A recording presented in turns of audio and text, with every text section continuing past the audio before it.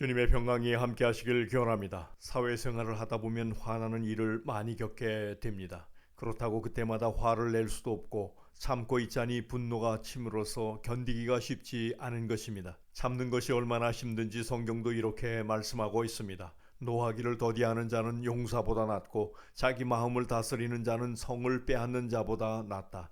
그렇습니다. 우리는 화를 잘 다스려야 하는 것입니다. 화를 잘 다스려야 하는 이유는 화를 내면 건강에 좋지 않고 일도 관계도 어렵게 된다고 하는 것입니다. 생리학에서는 화를 내면 뇌 속에서 해로운 물질이 분비되어 건강을 해치고 노화를 촉진시킨다고 합니다.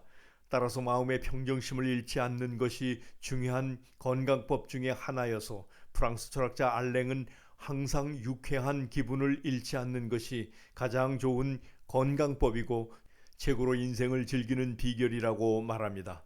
성경도 말씀합니다. 사람이 성내는 것이 하나님의 의를 이루지 못하게 할 뿐만 아니라 마귀로 틈타게 하여 일을 더욱 그르치게 된다고 하는 것입니다. 그렇다면 어떻게 분노를 해결할 수 있을까요? 그것은 화가 날 때 하나, 둘 숫자를 세면서라도 바로 반응하지 말고 다른 곳으로 자리를 옮겨서라도 마음을 가라앉히라고 하는 것입니다. 에디바라는 중국 사람은 남들과 다툼이 생기게 될 것 같으면 자기 집으로 가서 집을 세 바퀴 돌면서 마음을 가라앉혔다고 합니다.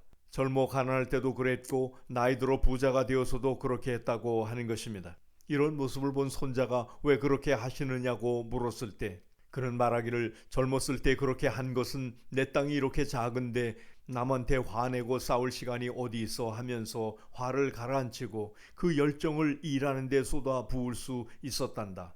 그리고 지금 부자가 되어서는 내 집이 이렇게 크고 땅도 많은데 남들과 싸우는 게 무슨 소용이 있단 말인가 하면서 화를 가라앉혔단다. 그렇습니다. 참으로 현명한 행동이라고 할 것입니다. 결국 마음을 가라앉혔기 때문에 오늘의 그가 될 수 있었다고 하는 것입니다. 화를 내면 그때는 속이 시원할지 모르지만 금세 후회하게 되고 화낸 일로 인하여 어그러진 관계를 회복하려면 그 일 또한 쉽지 않은 것입니다. 그래서 성경은 하나님을 생각함으로 참고 인내하라고 말씀하고 있습니다. 부당하게 고난을 받아도 하나님을 생각함으로 슬픔을 참으면 이는 아름다우나 죄가 있어 매를 맞고 참으면 무슨 칭찬이 있으리요.